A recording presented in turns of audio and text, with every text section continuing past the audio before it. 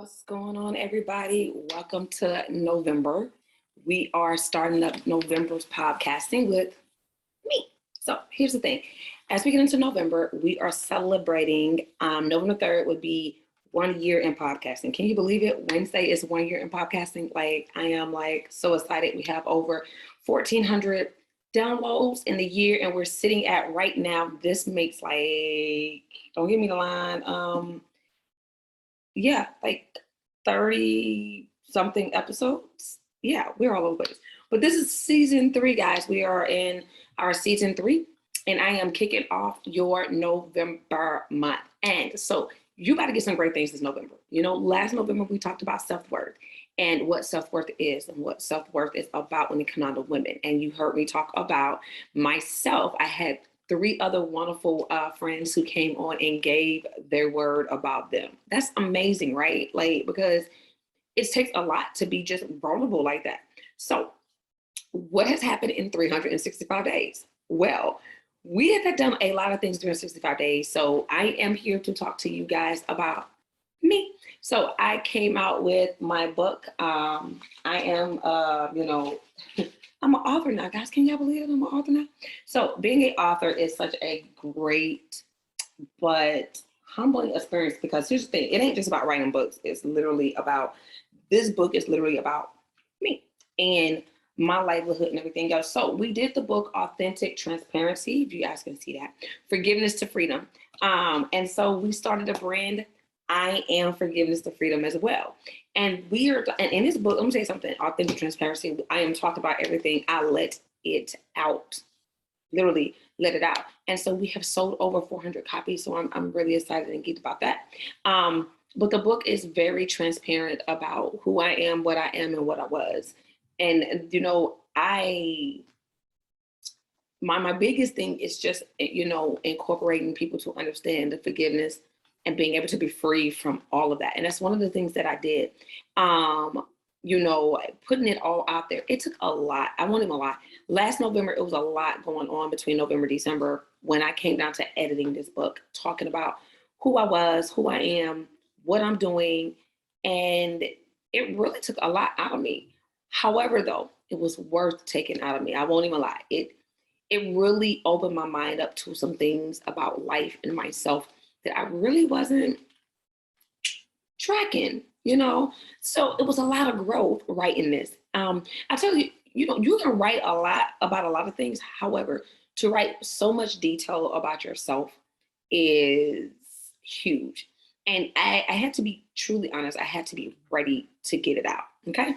So writing Authentic Transparency was definitely not something that I thought about. I won't even lie to you that the name Authentic Transparency wasn't even going to be there.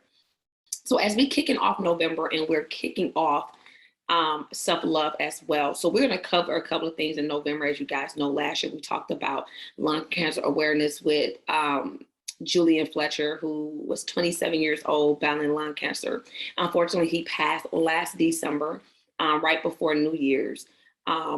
And, he left, but he's an anchor. And that's why I stick by. He's an anchor. And he left such a legacy with me. So if you guys did not catch that, you will catch that again as I speak about lung cancer as well. So we're gonna be getting into that later this month. However, again, we're going to do self-worth, and we're doing the art of dancing this month. So I am really excited about the month of November. But again, today we are talking to me about authentic transparency. So I'm going to go through some of the questions people had writing this book, what it really was, and if I want to give out some secrets to people who have not read the book yet. So this is a 19-chapter book that literally goes into the nitty-gritty. I left no stone unturned. It says a lot, right? I literally did not want to leave, anything out there. There's still some things that are not out there yet, but when it came down to me personally, there are some things I did not want to leave out there.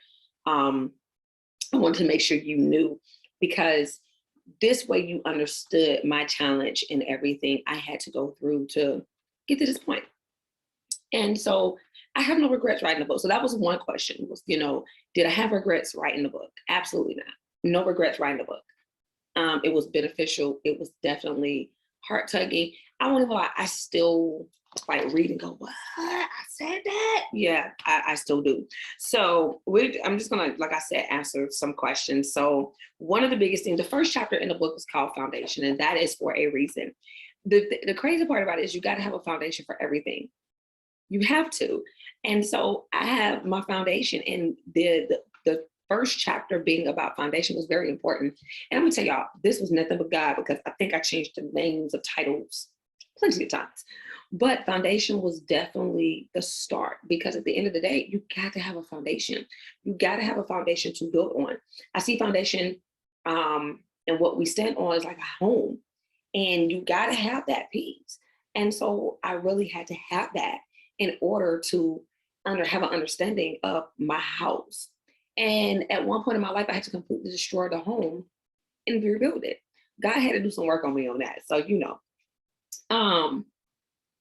and so that's about that chapter. Foundation is basically the start of not what I remember, because my memory go before that, but it starts, me being 5 and having, no kidding, a true foundation that was really broken.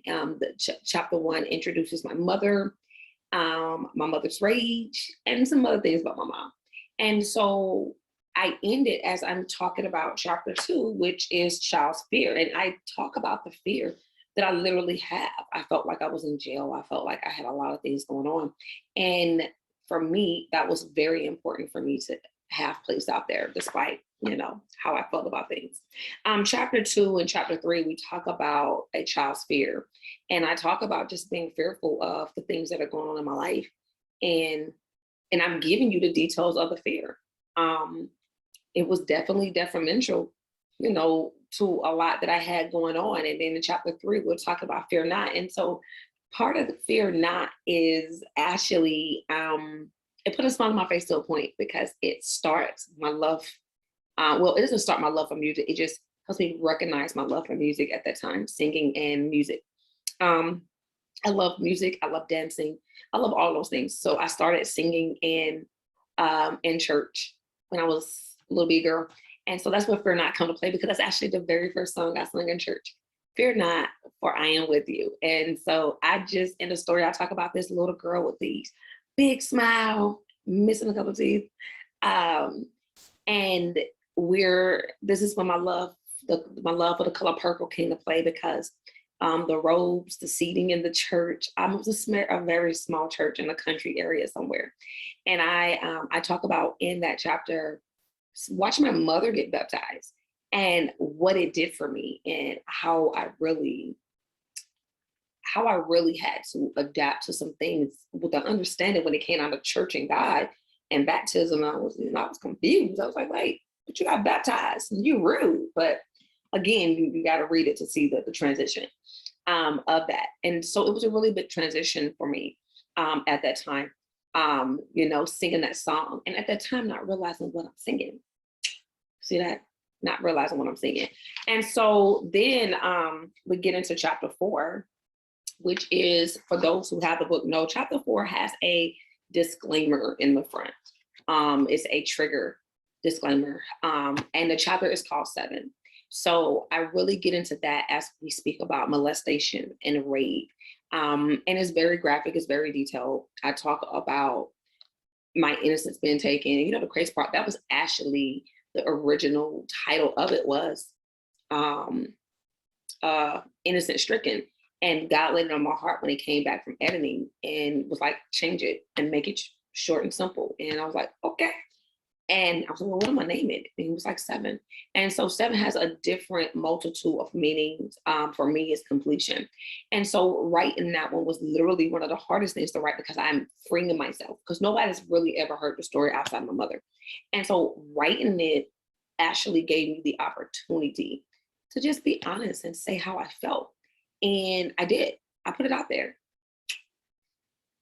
Hard to read for some people. And people have expressed their anger and everything. So I always look, that's why there's a disclaimer in there. So if you read it, chapter 7 is definitely one of those ones that make you just go, wait, hold on. There's a lot going on in there. It is. It's a lot going on in there, but it's there. Then we have chapter 5, which talks about I said yes. So that kind of ties into chapter 4. And it talks about, and if you listen to last year's self-worth, it talks about me and giving myself away and what that really was. It's one of those things to where I literally gave myself to men because it was good. It felt right. But then when it was over, I felt used and worthless. And I'm trying to find another word for it. But I adapted to that life though. I adapted to that was the norm for me. And I'm not afraid to say that, yes, I was literally out there giving myself away. I'm telling you, just doing what I did. And, I never forget being asked, well, when did you lose your virginity? Oh, I lost my virginity at 9. And I don't account for 7 because that was taken from me. However, my first sexual encounter was 7 years old. And so when you think about that, it makes you really like put in your head and be like, you got to be, what are we doing? But a lot of people don't realize how many people are actually living that life to this day, but it's such a kept secret and it's under the rug. And this way it's opening up so people can have conversation. Throughout the rest of the book, I talk about my transition, how I had 5 elementary schools, how I moved in with my grandmother. For those who know me well when I speak about it, my grandmother raised me. And my grandma was strict. I don't regret it now, but she was definitely a strict one. And so I used to just always, how they say when your parents are strict, you just go out there and do things. I think for me, it wasn't just the fact that she was strict. It's just one of those things that I needed. I needed those things. I've been called all types of names, slut, thought, hurt, name it. I had those names for a while growing up because that is what I represented. That's what I represented. That's what I did. Was it right? No, but I didn't know any better. And I won't say schoolmates knew any better. We were kids. It's what happened. However, though, I learned that I allowed their words, their own pain, their own misunderstanding to dictate my life. And it dictated it for a while. We're talking about 20 plus years.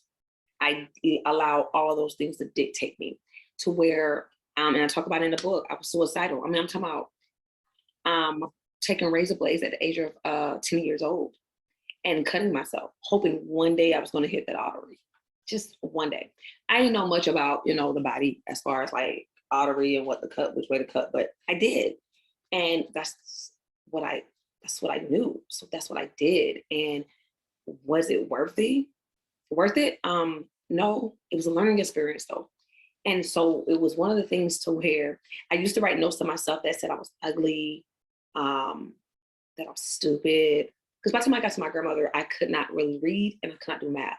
You would have never known the math part now because I love math. Math is one of my favorite things, even though I hate finance, but math is great for me. Even in reading, I can read really well. I just don't like to. Crazy, right? Wrote a book, but I don't like reading. Yeah, it's a lot. But it allowed me to have an understanding that I'm worthy, and when you're doing, and understand, I cut from 4th grade to my senior year of high school. So that's a lot of years of cutting from 92 to 2001. It's a lot of years. That's literally 90 years of me cutting. My grandparents did find out about me cutting, but unfortunately, really couldn't stop too much. My grandfather was hiding razors and stuff like that. And he tried his best with it. However, I was too far gone. I had a lot of destructive things going on. I was hurt in so many ways. People say, well, at least you got your parents. No, I had my grandparents. I didn't have my parents. I am a fatherless, motherless child. I'm a parentless child. But I had my grandparents who did their best. They were definitely very older in age, trying to raise, at the time, 4 girls. And then later on, it was just me and my sister. So they trying to raise us in a world they don't understand because they ain't part of that generation. Like, hey, granddaddy was like, I'm confused. But, granddaddy used to teach us a lot of things. So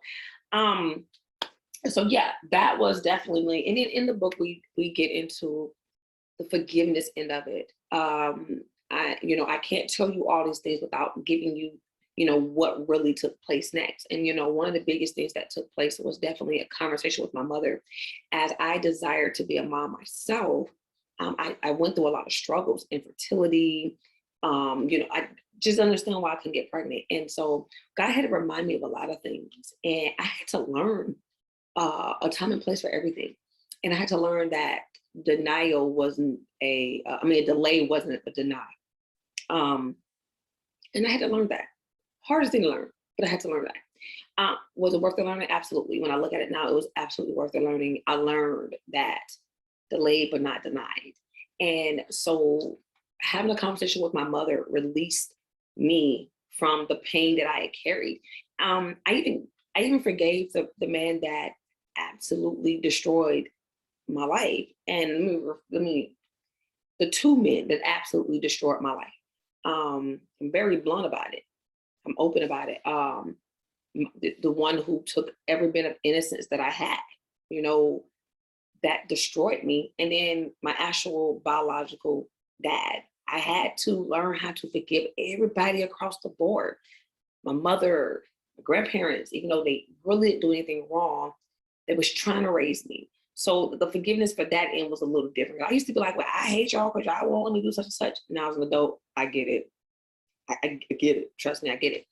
But when it came down to my parents, I really had to forgive them because it was a lot to it. When you feel abandoned, you feel dirty, you just don't feel worthy. So even after I graduated high school, my mom still accepted me to a point where open arms, there was still stipulations and issues there, but she still had me. And no matter how I try to comprehend the situation, I understood.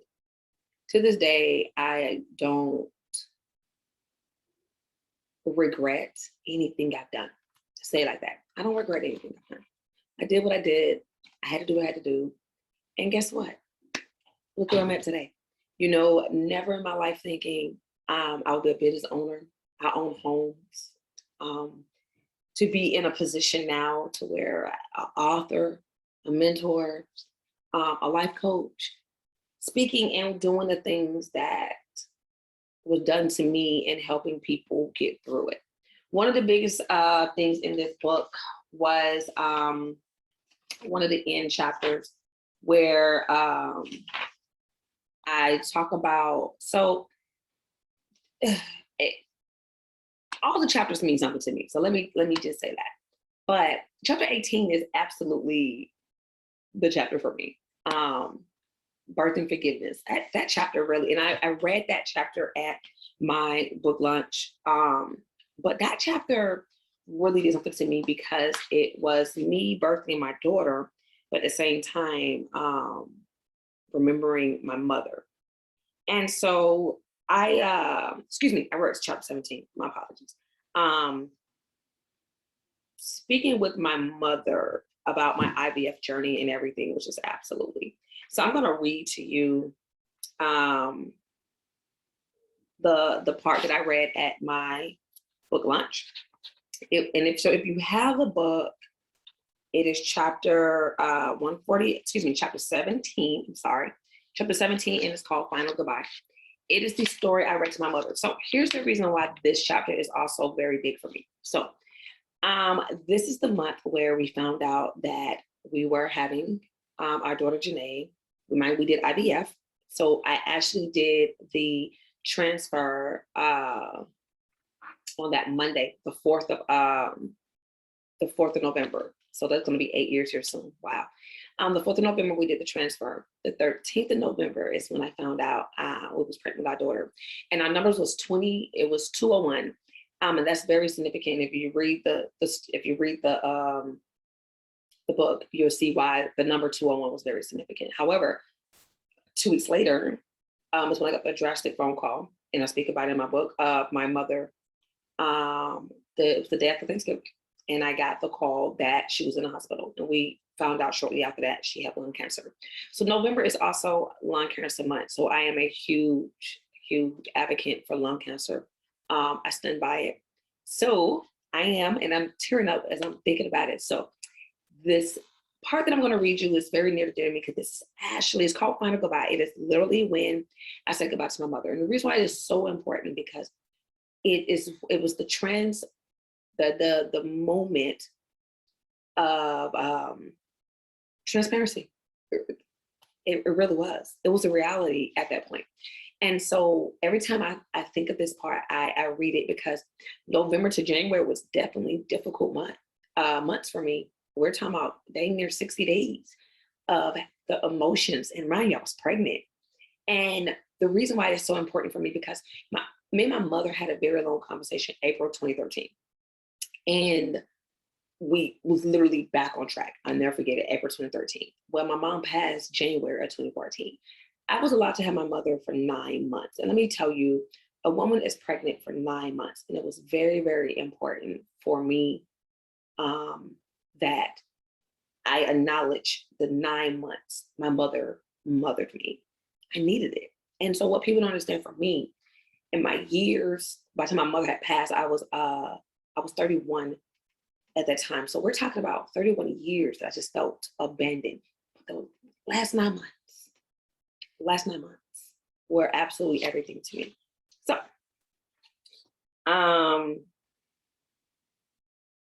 okay, I'm gonna start here.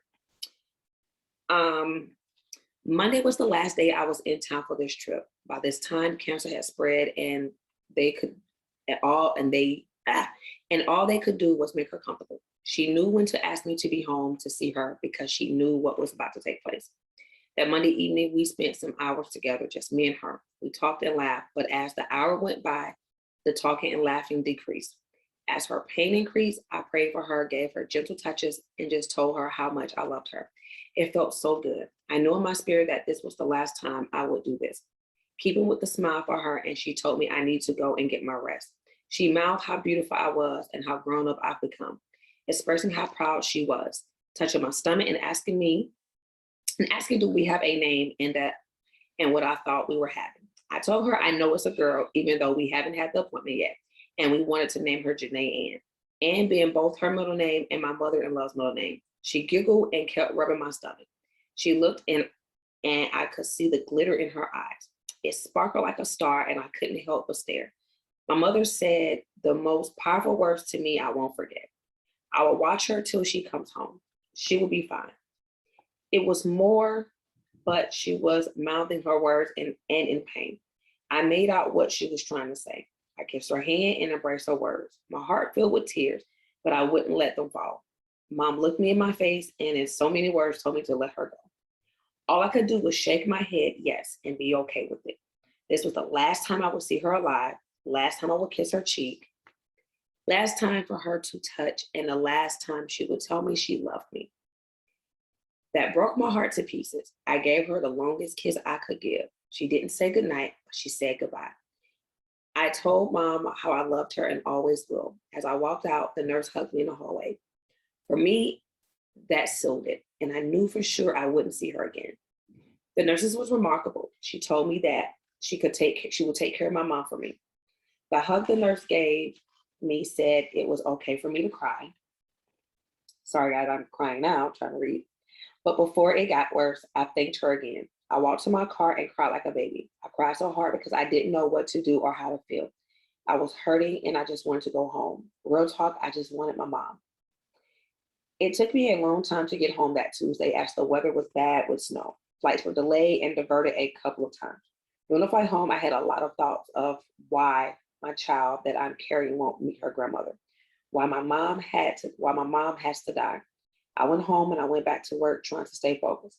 Everything about my feelings and what I was thinking had me questioning all my feelings. People was wondering why I was at work and what I was doing. They even questioned how I was grieving. I just needed positive people in my life at that moment. I remember the call from my stepfather that following Monday about planning her service. I was strong on the phone, but crying is something I was trying not to do. My mom leaving me was becoming reality, and I wish I could wake up. Wednesday, January 29th, 2014, at 7:20 in the morning, at 15 weeks pregnant, I lost my mom, even though I gained an angel. That pain hurt like hell. I felt like someone stabbed me in my heart and I was turning the knife, being hurt, mad, and angry. And even though we knew it was coming, I felt I wasn't ready. My heart was so crushed. And yes, I questioned God. He reminded me of everything has a reason, season, and a purpose. I accepted that, but at that moment, that was the hardest of them all to accept and to take in. I never knew how hard it would be to say goodbye, but I did, and that was a goodbye that will forever live with me. What I will remember is from April 13th, 2013 to January 2014. I was able to have my mom. A woman is pregnant for 9 months, and in 9 months, my mom loved me as if I was in her womb again. Even though we weren't near each other, it was like the umbilical cord linked up spiritually. The bond was wholesome and beautiful. I cherish those 9 months, and I will always know the importance of them. My heart and my boo bear, I will never forget our final goodbye, but our love is for a lifetime. Beverly A. North, 4 November 1961, 29 January 2014. And the scripture I have for her is, there's a good woman, but you are the best. Grace and beauty can fool you, but a woman who respects the Lord should be praised. Give her the award she deserves. Praise her in public for what she has done. Proverbs 31, 29 through 31. And that is, that